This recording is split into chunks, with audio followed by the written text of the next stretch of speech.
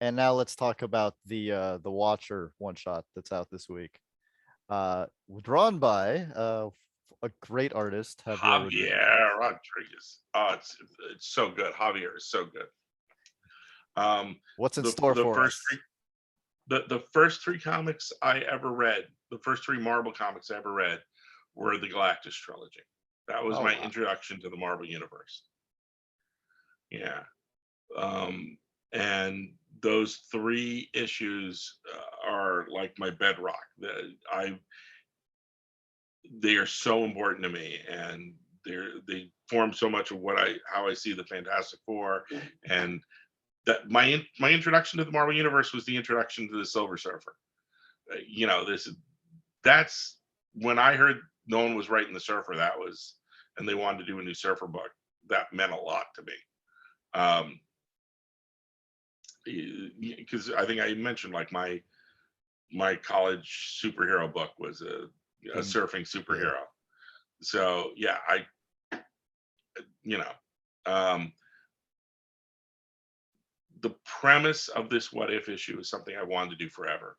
It's a what if issue, but it will have a direct effect on the Reckoning War.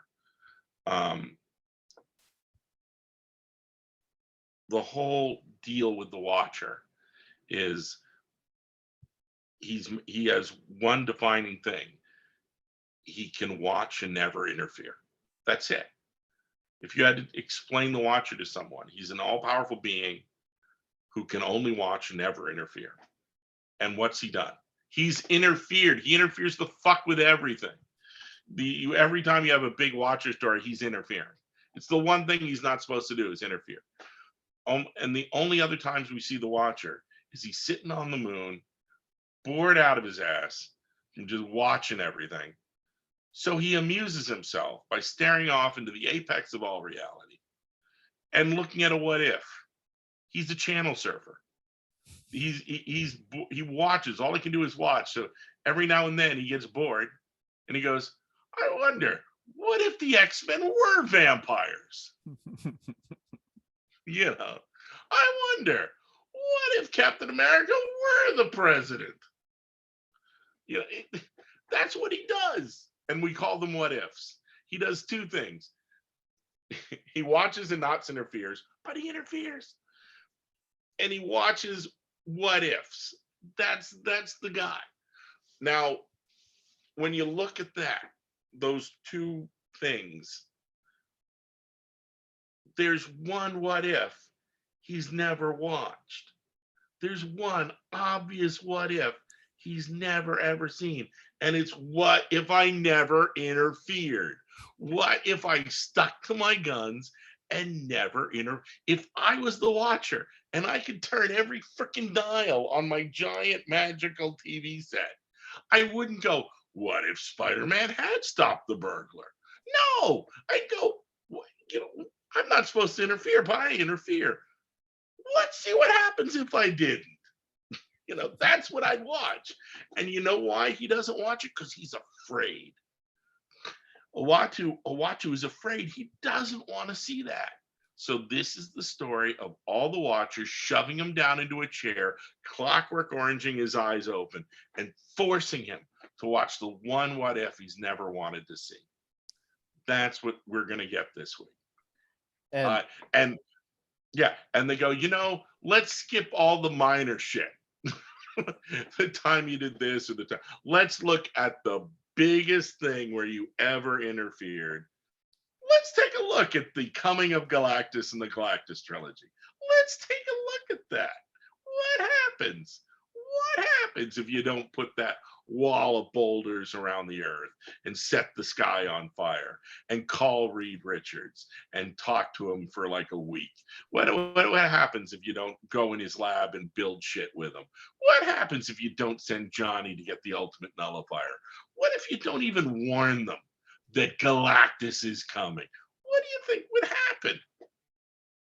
That's the issue. Javier Rodriguez drawing the living hell out of this, just we're going all in on our 1960s chords on the phone, Nick Fury's hairstyle, Just boom, just the most F-ish thing in the universe. Um, I'm so happy with this issue. I this one, even if you're not even reading the Reckoning War, just pick up this one issue and just go, I'm gonna read this because this is everything I want.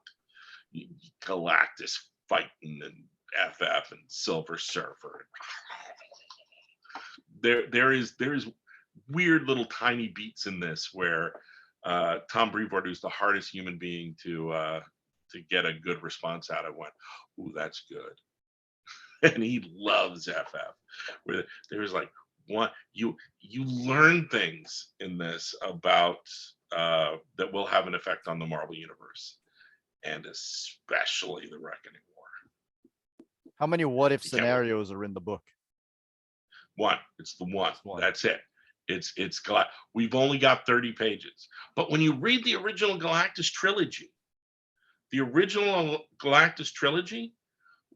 it's not 3 issues long. No, Stan it's and 2. Jacker.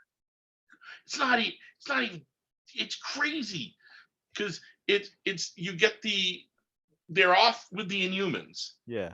And it's almost like Stan goes, you know what, I'm done with the Inhumans. We're done. Okay, we'll wrap that story up. And they head back home. Mid-issue. You get a half an issue. You get a half an issue of Galactus is coming. And then you get a good solid issue of here's Galactus and the Silver Surfer. And then you get like a half an issue of, and we wrap that up and Johnny goes to college. They did the Galactus trilogy in like the physical space of 2 issues. It's got 3 Isn't that great crazy? covers too. 3 amazing covers. 3 amazing covers. The third one is Johnny going to college. Johnny going to college. Because you get this feeling like with the whole Lee Kirby run, it's amazing. There's like new things every issue, but you really do feel like they're a kid with a shiny object, and they're ready to play with the next thing. Yeah. Here's the next thing, and that's part of the manic energy of the Lee Kirby run. Is like they keep throwing things at you, and when Kirby feels like he's grounded, I'm gonna throw some collages together to mess with your head. You're like, it's one of the greatest runs of any comic in the history of mankind.